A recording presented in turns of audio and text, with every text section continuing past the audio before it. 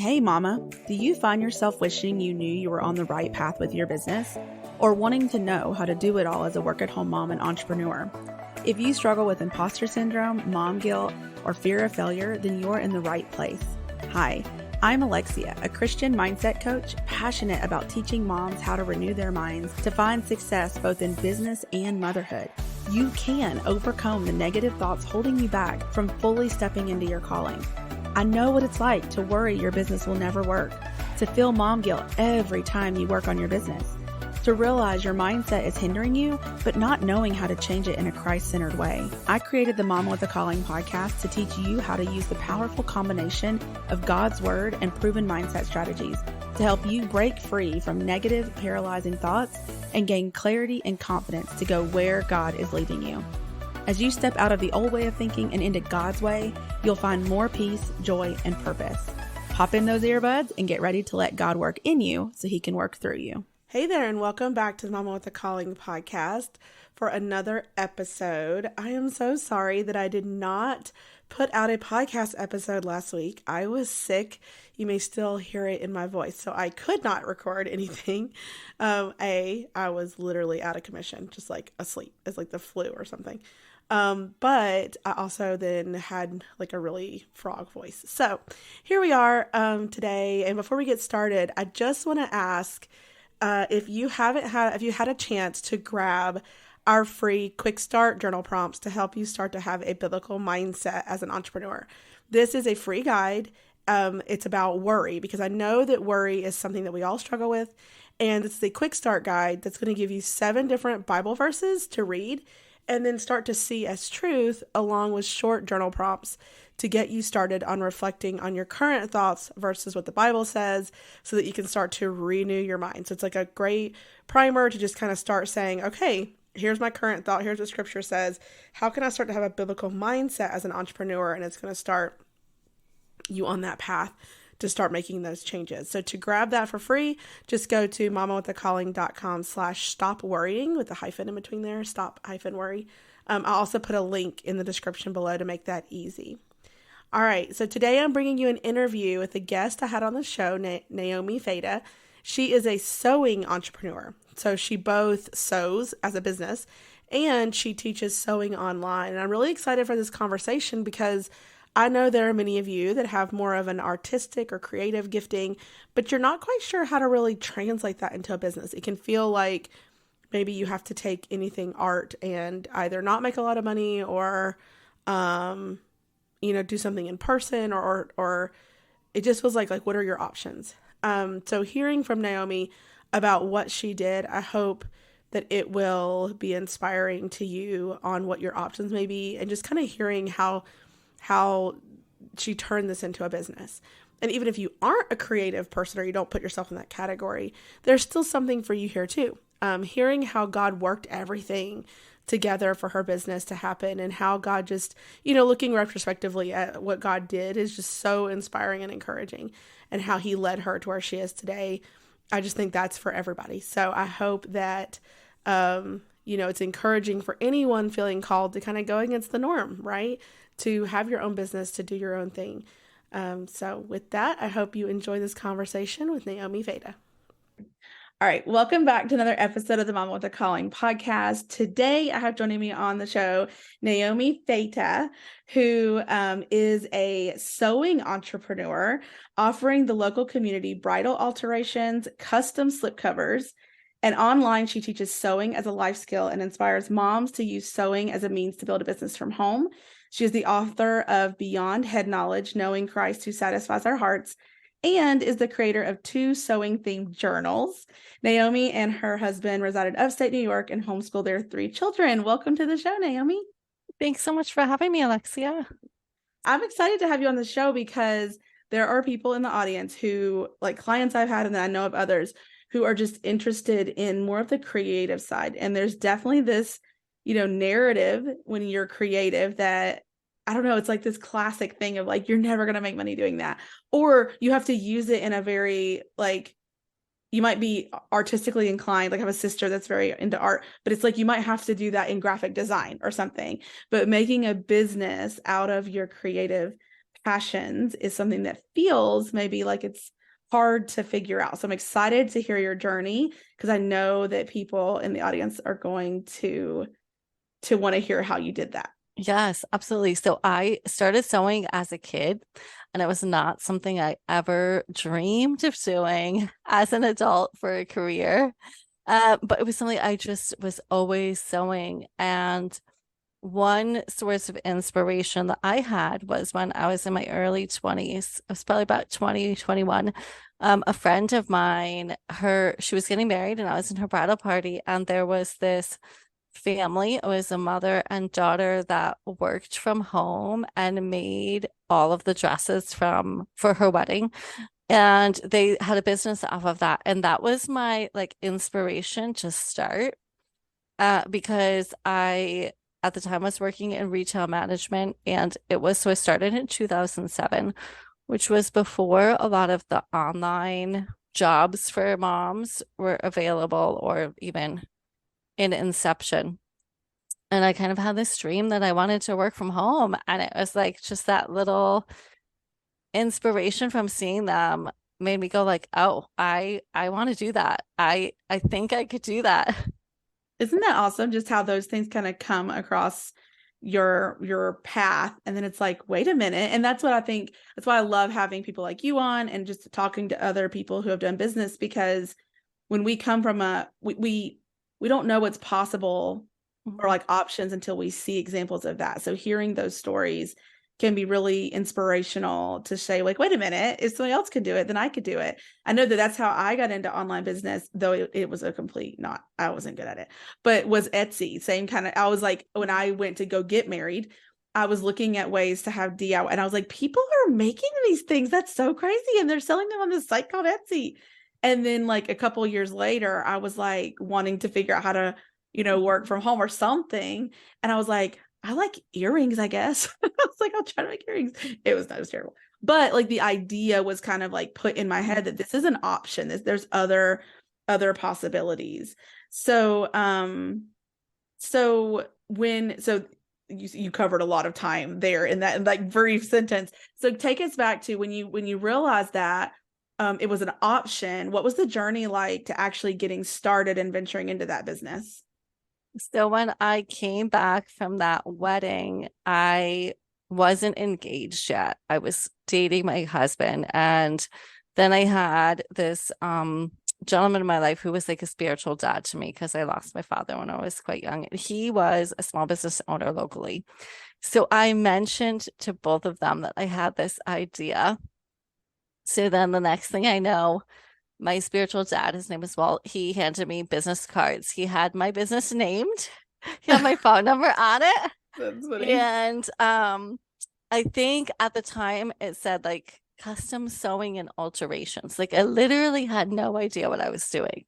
Like that was the start of it. And my husband, which we were married, what, a year later? So I guess there was a little, now that I'm thinking about it, there was a little lapse in time between when I had that idea. There was probably about a year window of like, maybe I was talking about it some, maybe I didn't talk about it right when I got back. But then just before we were married, I got the business cards, and then so he and my husband started passing out cards. Aww. And a lot of my first clients were like people that worked with my husband, or at the time I was in retail management, but it was in a convenience store setting. So even some of my customers from the convenience store would need like pants hemmed.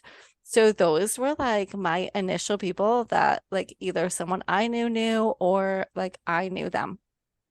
And going back to like the family that I saw sewing, my thought when I started the business or when I had the idea was that I was going to make clothing from scratch for people, like gowns, because growing up, I didn't have any experience altering stuff. I always just sewed from a pattern and went and bought fabric.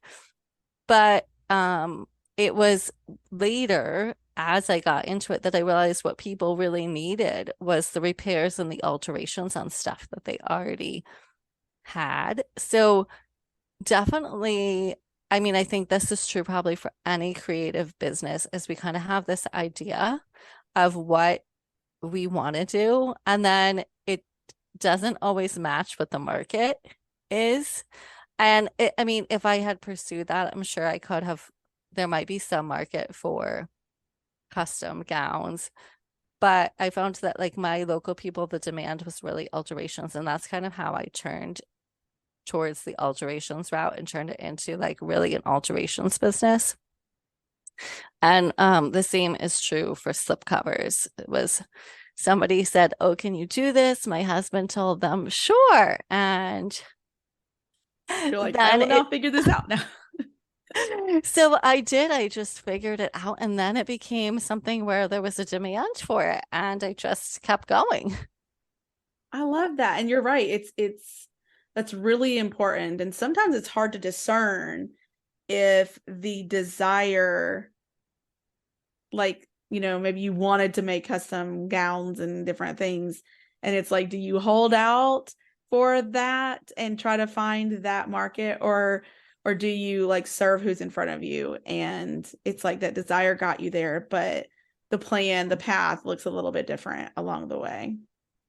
And so when I first started, I did have a handful of clients actually that they wanted custom work done. And one of them was someone that she was trying to design like a template for a certain jacket that she was trying to mass produce.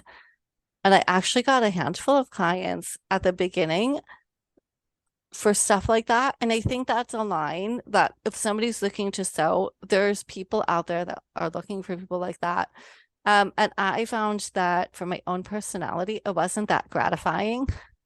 So it was again, sometimes like when you're stepping out and God's leading you into something, like recognizing, well, what kind of feeds your joy and what doesn't. And I really found like I really enjoyed working one-on-one with people that I knew and people that or I was getting to know that were very local, and it was something that was important to them that would help them in their own wardrobe and their own home.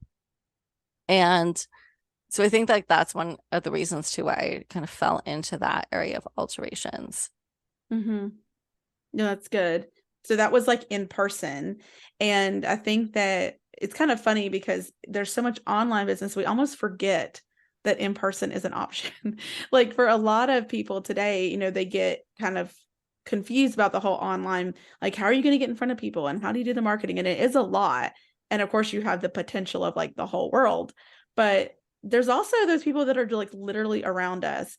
And like you were saying, your husband's handing out cards, your spiritual dad's handing out stuff, maybe talking to people. Was there like a fear of like telling people that you have a business, or were you just like, I have a business and like, just telling everybody? Oh no, there was such a fear Mm-hmm. because I was like terrified that I was going to ruin people's stuff. Like I didn't have any formal training. There were things that I would get that I was like, I have no idea how to do this. And you would just like pray, like, dear God, help me. And like you just, maybe do your research or take your time. And I didn't have mentors. I didn't have anybody in my life that I really could ask, oh, how do you do this? Which now I'm in like a bridal seamstress group, which is nice to be able to be like, oh, can you like help with this if I need like a question? But for a lot of years, it was just so up until really like last year or the year before, it was just me trying to figure it out. And I mean, you got really good, you do. But it's like you just have to be like, okay, God's given me this. And as you grow and progress and your skill level gets better, and you just, over time, over, 15 years, you kind of see a little bit of everything. And so definitely um I gained a lot of confidence in that. But yeah, a lot of reading books and looking at pictures and just observing how are things constructed and trial and error and all of the above. Mm-hmm. As with every business journey, there's like ups and downs, right? Especially when you're starting. It sounds like you had a pretty good start though. Like this kind of launch of like, ta-da, you're now in business. But were there times where you were like, why am I doing this? Is this the right path for me? What was I thinking? Those kinds of things. And how did you work through that if they were there? So to go back to your first question, I just want to touch on that because I think there might be people in your audience that might struggle with that. So about having a good launch. So it's a good launch, so to speak, but I actually didn't go into business full time. And again, it wasn't even completely full time. Like I wouldn't even call myself 100% full time now. Um, but like I kept my day job for 5 years. Mm-hmm. And it wasn't until I had kids, and it was by the time my second was born that I fully left my day job. And so there's an element of like that, sometimes I think when we're going into business, and it depends on your journey and what your goals are with it. Um, so there was definitely a good buildup of clients before I left like a full-time job. Mm-hmm. So that was I just want to throw that out there for the first question. Um, and then, but that makes me forget your second question. Or did you have any doubts along the Oh, way? Yeah, like question you doing this and all of that. I had a lot of doubts. And especially so I went into it because I knew that I wanted to be a stay-at-home mom and I knew we were going to want to have kids. And I didn't have the education at the time to do anything else. And so I think for a long time, I thought that this was just my interim life with kids. And after they were a little bit older, they'd go back to school, and then I would go get an office job or do something else that I wanted to do. And so I definitely didn't see it as a long term, like more than the child rearing years business when I first started. Mm-hmm. So it was really a couple years ago, I had the opportunity to intern at United Way when I did go back to college just to finish my degree. And I was sitting at a desk job, and one day a week, I was like, I can't do this. I'm too much of a creative. I hate this. What am I doing? Like, God gave me exactly what I was called to do. And why would I ever think that that's not like such a gift? Because it was a wake up call to me to realize that people don't love their jobs.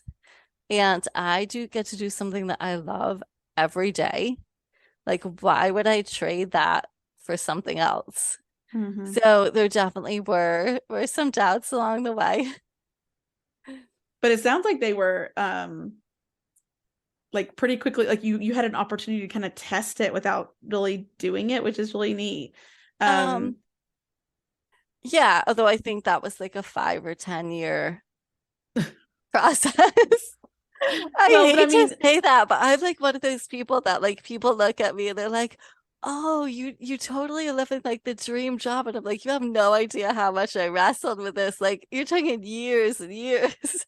but I think that's really important to bring to the conversation too. I mean, when I started thinking about online business in 2015, no, it was like 2014. And then it was like I didn't actually leave my job until 2018, trying like 3 or 4 different business ideas in the middle of that. Like I didn't know what I was going to do. It was more like I just know I want to be home, and I wanted to do something because I'm a scientist by training, and I wanted to do something more creative because business is kind of inherently creative. And I think a lot of people don't think of themselves as creatives. And that's a good point, I guess, to bring up for this episode anyway, is that just the idea of creating products and putting like marketing is very creative, figuring out how to design things and what to say and all of that. Like it's very creative in the way it's done. And I wanted that outlet for sure. Like it felt fun because they're kind of, and it's also kind of scary because there's like it feels like there's no rules. Like you don't know what's going to work. But that's true. Like it takes years, a lot of times to kind of get your bearings and figure out what you're doing. And sometimes there's a lot of shame with the amount of time it takes, but that's on our expectations. We wanted it to go faster. We wanted that money. Like you probably wanted the office job because it felt like money, right? Like a certain salary or whatever. And like you're saying, it's like when you got there, um, like it's not creative. It's not what you love to do. And there is this sort of trade-off of what we think of as job security and like money security versus business. But it's not really, once you figure out the business side, it then does become this routine thing. But until you get to that point, it can feel so uncertain. Yeah, definitely. And right, like working for myself now at this point for pretty much most of my working career, there isn't the security of a right of a paycheck, but I think too, like there's that element of like if you look back and like see the goodness of God, like when I left my day job, like I had no idea whether or not I really truly had sustainable income.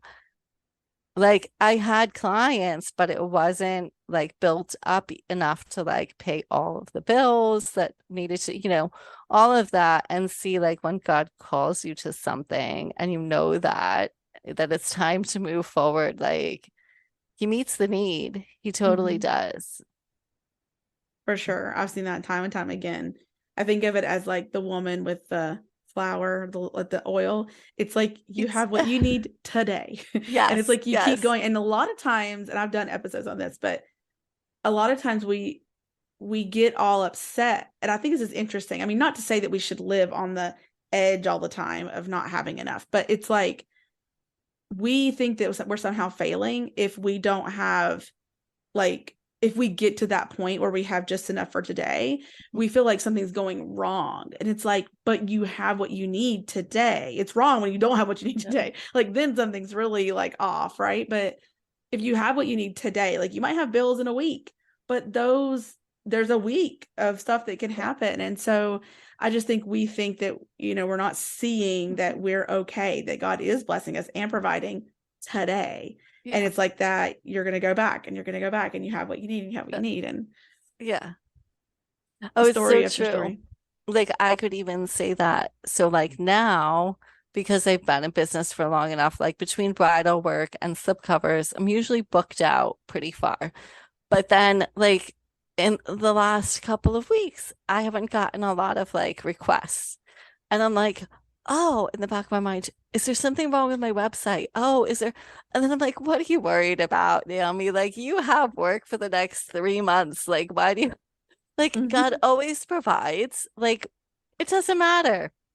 Yeah. And it's so funny. And like even I think too, he showed me over the years like to rest in that because sometimes I don't have the mental space to be thinking about the new requests that I'm getting while I'm working on the current ones. And so it's almost like this grace of like, oh yeah, well, right now I have this really busy week. So it's really good. I don't have any requests and have to deal with communicating with new people this week. And Mm-hmm. just recognizing like the daily grace that God sows into like each piece of our, I know.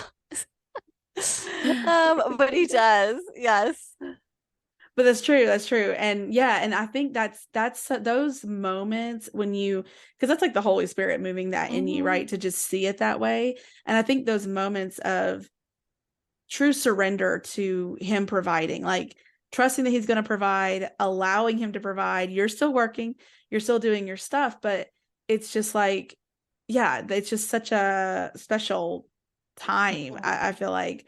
So talking about your business a little bit, so do you do marketing and things for your, or is it like just the referral stuff is just kind of taken on a life of its own and it just happens? So I've definitely done some, so my in person, I shouldn't even call it that. Like, so I have a Facebook page and I've definitely taken some classes on that and built up like working on Pinterest. And then like this past year, I was actually in an online membership group on Instagram marketing. It was with Ruthie Gray, who was an she's online authentic online marketing on Instagram.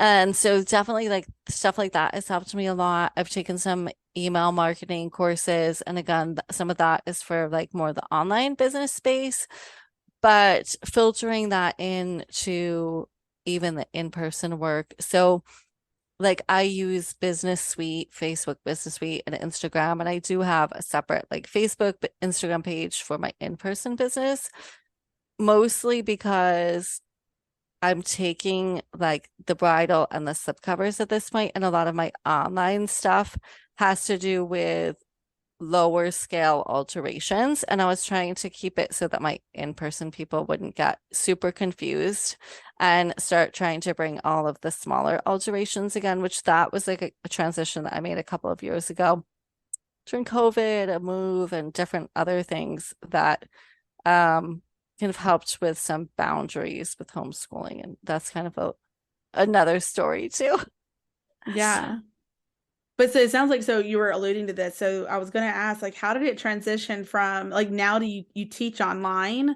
You teach other moms? Like, what's the story there about moving into the online space from the in-person or both? It says like you have So both. it's both. And I would say the online is still, I think it's one of those spaces where I'm still morphing. Like it's definitely an interesting thing. So what I realized a couple years ago is that I love to sew, and as my kids get older, and what would it look like for me to like, I don't want to sew 40 hours a week. I like to sew for like 15 to 20 hours a week, but I don't want to sew for like I'm a people person. I love Mm. the creative aspect of online. I love Canva and all of that. Like I think I'm just a super creative person and I can't sit and do the same thing all week long or something like that. I don't know. That's how our brain works. So then what I realized is everyone's always asking me about what I do because I guess it's very unusual. Like people just you don't run into people every day that sew for a living. Mm-hmm. So, and just the whole concept of it was frequently our grandmother's generation and before that sewed, but a lot of people that are in the child rearing phase right now don't have moms that sewed. And so they've never had it demonstrated to them. So there's a whole generation really that barely knows the basics. And so that's how, in part, how I got into the online space is it's like has that creative element. So I teach a couple of classes in person at a local shop, and then I do have some video classes up. I offer some coaching to start your own in-person business as far as just working through the process of what does it look to have alterations shop, whether you want it in your home. There's so many things when you are dealing with an in-person business to try and figure out, like, Mm-hmm. because it's not something that you hear a lot about in the online space. Most of the time, you're hearing about how to build a business online. And so there's not a ton of training out there as far as how to build like a home-based in-person sewing business. Um, and then I offer like tutorials, PDF tutorials for some alterations, etc. So that is the beginnings of my online business. That's exciting though, and it makes sense. Like as you like you said, this is what they say, the internet people, that when there's something that people are asking over and over, it's like then a number of people want to know the answer to that question, and that's a business idea, right? It's a felt need. Like they're saying, like they're interested. Some like I was saying, having you on the show because there are people that maybe didn't even consider sewing as an option and then maybe they like that. I cannot actually sew.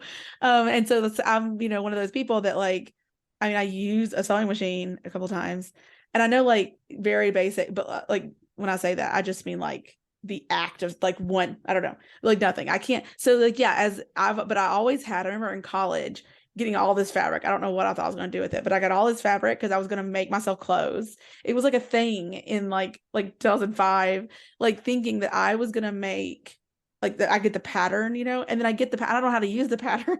So it's like, you get these things and you like Mhm. want to, it's like a cool thing, or it was then, to like make my own pajamas, or like if you do have even just like those basic skills for moms to just mend clothes or make Mhm. cute stuff.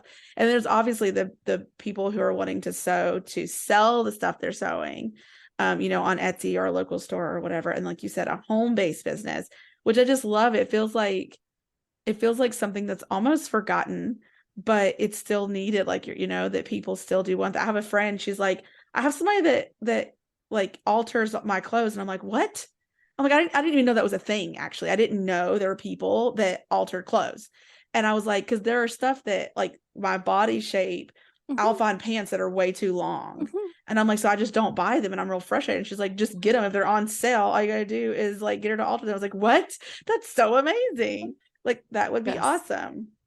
And it's funny as I've been getting into podcasting and just talking to people that I've heard that over and over. And of course, when I started, I didn't even occur to me that people needed alterations either. Like I had no idea. And because and even it didn't occur to me to alter my own clothes. And so I've been having so much fun with that. And it cracks me up a little bit because I just said to someone the other day, what do kids do when their parents don't sew? Because my daughter is a little fashionista. And literally, like, we'll go thrifting and she'll like be like, oh, mom, I kind of like these, but do you think like you could take the waist in a little for me? But that And kind so of stuff is a thing. Like people, it's I've been on Instagram accounts where they will find like these big frumpy clothes at their store and they do something cute with them, and you're like, how do you even know to do that? I mean, it is true. Like you're giving people a skill, whether it's moms giving their kids a skill or themselves or whatever, to be able to do so many things. Just something it seems. And I wonder if in your head, when you thought about doing online, did you think to yourself, like, who doesn't know how to sew? Like, why would anybody buy this? But then you're like, oh, people have no idea how to do this. definitely it's taken some work to wrap my brain around the fact that people don't know how to sew. And part of that is because I think I started so young and we always had a sewing machine in the house. And it wasn't that my mom or my grandmothers were like anything professional and that they even sewed a lot. But you might get a pattern out once a year or whatnot. And so it was always there. It wasn't like a foreign object. And to hear people be like, I can't thread a needle. I don't know how to put a button on. And like, I just hear the stories over Really? and over. I had this one lady that was like, yeah, I had a sewing machine. And one winter I was trying to sew and she said it jammed. And I got so frustrated. I took it outside and I threw it over the porch into the snow. And I mean, like, I just die laughing. But it's the stories that, like, it's people have a real struggle with that. And it's, that's a whole nother topic about learning to, like, get along with your sewing machine. I have a sewing machine somewhere, but I remember that's my memory of it. It jams. I don't want to use that thing, and it means I'm doing something wrong. I just don't know what it is. But isn't but I think it's just so. I just wanted to touch on that because this is something that like I'm doing a launch right now, and it's such a weird feeling when you're selling something because you wouldn't buy the thing because you're the one Mhm. teaching it, and so it feels like, would anybody buy this? But like, you have to think about the people that don't Mhm. know that. Yeah. And so I just wanted to say that because I think a lot of times, I mean, I know this happens a lot with a Yeah. lot of women, is they're going, why would anybody buy that? And it's because they don't know what you know. What Hmm. you're really good at, or what just comes naturally to you, is a gift to someone else. They're looking at you going, how do you know how to do those things? Even just like talking about this sewing stuff, like, so I homeschool as well, and we definitely tried to do a lot of Charlotte Mason style last year. And I mean, I don't know, we're like all over the place. But one of the things about Charlotte Mason is they want you to do handicrafts, and one of them is Mm. sewing. And I just thought that was really neat because it focuses on learning skills, like crafts that aren't like make a face out of a paper plate, but it's like a skill that's actually useful. And so it's like you learn how to sew and then actually make a gift for someone so that you can have this skill that's useful, that helps others, serves others. And so that's what I was thinking of when you were saying that. It's like it's just such a gift in so many ways. Yes. Yeah. In fact, I just recently published my first homeschool lesson plans for some textile awareness and sewing, in part because of that, and because what I was realizing is kids and even adults, like the whole recognition of like what's textiles and what can be done with it. And it's a whole like thing because you handle textiles every day. They're in your house, like it's curtains and clothes and mending it and throwing it away, and all of that is such a life skill. And even like as far as like their future finances, recognizing if you put a button on a pair of pants, you won't have to buy a new pair. All of that is so good for kids to learn. Or even like my son has this giant shark that is it's coming apart and like the stuffing is coming out, and I'm like, if I knew how to sew, this shark that he has like the stuffing's coming out, and I'm like, for him to just even be, I mean he's only 7, but still to be able to mend it up and like be able to repair something and not have to throw away your favorite toy or whatever that looks like. And so there's like the like you said, the financial side, the keeping your stuff, not having to get rid of stuff, but also, and like that, this whole fast fashion, like something's damaged, just throw it away. Like that's definitely a newer age thing that, for all of history, they had to like make their own clothes. Yeah. And here we are just able to just buy something new. But then there's the creative side, right? Of making, like maybe there's a character that he thinks of and he might want to make a stuffed animal. It's like really unique or something. Like those things are really fun. So I think that's awesome that you migrated to teaching online, and yes, it's a process and a journey to get all of that going, but I think it's just a matter of getting in front of those people, right? And focusing on all of that. So as we're wrapping up here, what are some things that you've loved about your business and what it's done for your family? So I would say that the thing that I've loved most about my business is actually being local. It has given me the opportunity to know my neighbors and know the community and to walk around town and people will be like, "Hi, Naomi," because I did their daughter's prom dress, or I've have clients that have watched my kids grow up. Like I did their first slipcover when my 13-year-old was a baby, and I carried him into their house in a infant car seat to take the measurements.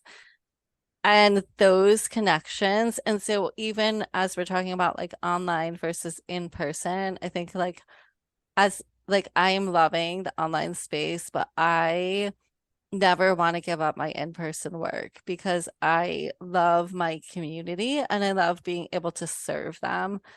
And again, that's probably like a personality thing.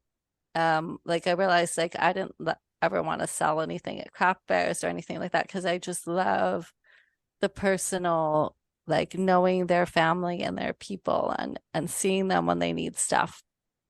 And what it's done for my family, I mean, just in terms of when I started, I didn't know where it was going. And I honestly, if I had never started this and never put this on my heart, I don't know what I would have done for work that would have allowed me the dream to stay at home. And so I remember when my kids were smaller, and I just distinctly remember this lady. She was a young mom. I was a young mom. I probably had 2 kids, 5 and under. I don't think my third was born yet. And she was an office job, and I was like having pants or something for her work. And she looked at me and she goes, "You're so lucky to have something you can do from home." And like that has stayed with me, to know that there's people that maybe they had a good paying job, maybe they had all the education in the world, and yet, we all make life choices, but they want to be able to stay home and they want to be able to do something that they love. And like, I just feel incredibly blessed that I've been able to do that. Mm-hmm. Yeah, and my heart, my sadness is that those women who don't realize that there are other options. And today they probably do realize more, but they still feel like it's too hard or they just don't Mm-hmm. see the way. And it's like not every woman who works out of the home wants to be at home.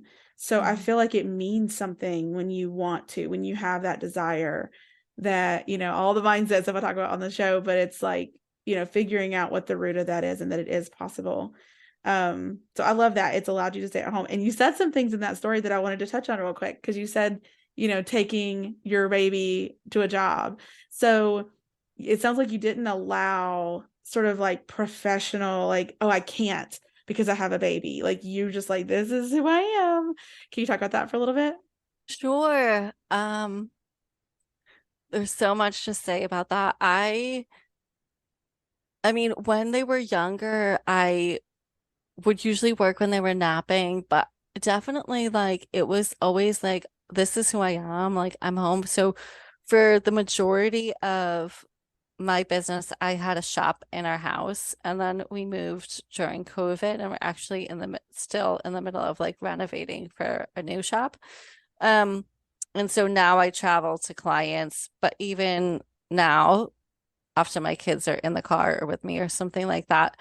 But it was just they're playing in the backyard when I'm fitting a client in the house. Like there was always shoes at the door. Like th- it, there's kids here, they live here. So Mm-hmm. I had a shop, but it was just I mean, I had people say that to me too, something about like they felt like I had this holistic approach to life. And I never totally felt like that because there was totally times where I felt like unprofessional. And I'm like, you think that you have them settled. And here I am pinning a client. And then one kid's coming down the stairs into the shop with an ice pop. And I'm like, please stay there. Don't get any closer. I don't need the blue juice all over um, Mm-hmm.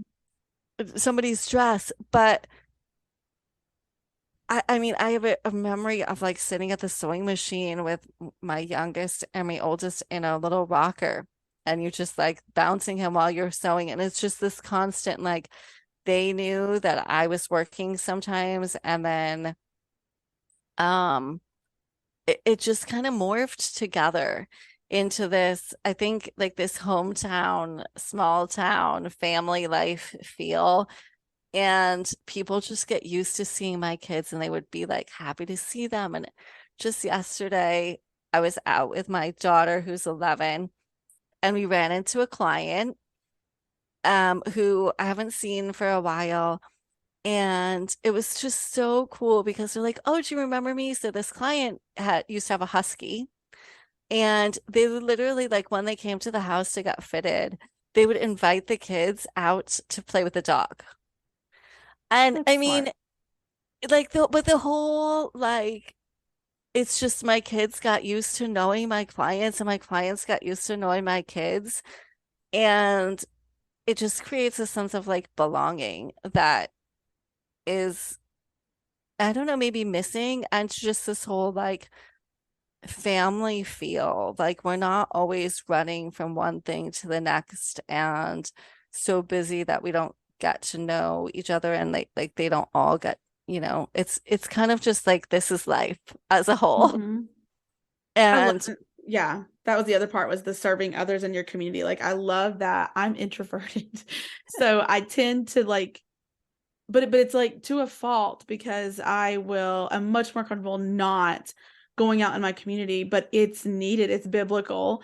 And just to serve people in our community, like I just love your heart behind that. And I think that that's something that we do lose sight of, and doing it in person, in online, we have to work on our mindset there. And I have to actively remind myself that I am serving other women, that I am helping them, that I am, coaching them through things that are going to make an impact. But because it's so easy to have it be a screen and a barrier Mhm. there versus like in person, I mean, you can make it transactional. Like, give me your address. Yep. Next. And you can, but you can choose to just, like you said, you're serving them, you're getting to know them. I love that. It sounds like so idyllic. I mean, I'm sure it's not always that way, but it's just nice to have that servant's heart around your business, which I think really is what we should be doing for business as Christians, is that whatever skills, talents, whatever we have, that we're going to use those to serve others, to love them and connect. Like, that's amazing. And then serve a need. So my spiritual dad, who I mentioned, he was a locksmith, and he was actually the one that he's since passed. He passed about 5 years ago, but for so many years I had him kind of on my shoulder whispering those things to me, and he really believed like God called him to be a locksmith, and that by doing that he was meeting a need. And so I think even in your creative work, like in some of the notes that I took before this podcast, I was thinking about that. Like, there's this element of like, and again, it's personality and different things, like the product-based business, but then these elements of service that, right, we do often forget about. Like, people need it. And when you're able to provide something that they can't do for themselves, and again, coaching and things like that are all part of that. But it is like this element of like being able to serve someone in kind of like this Christ-like way of like really caring about, I mean, in my line of work, like caring about what are they concerned about with their body shape, like what element is bothering them, and listening to them. And it's not just like, let me have your pants. It's really getting to know them and care about who they are as a person, and got into all of those conversations too. And I love like, it's almost like, because I would totally, and I've heard people do this too, almost, and I wrote down like, don't minimize the calling, meaning like, thinking that, oh, I just sew, or I'm just a locksmith. And it's like, but people need sewing and people need a locksmith. And so it's just like, yeah, seeing whatever God's given you, that it can be used for him. Definitely. So I just love that. Yeah. Okay. Well, where can people get in touch with you, learn more, find out about you?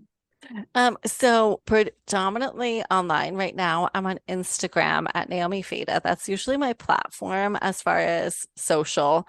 And then I have a website, naomifata.net. I have a newsletter there that you can sign up for. And yeah, I'd love to get in touch and hear from you. Look forward to that.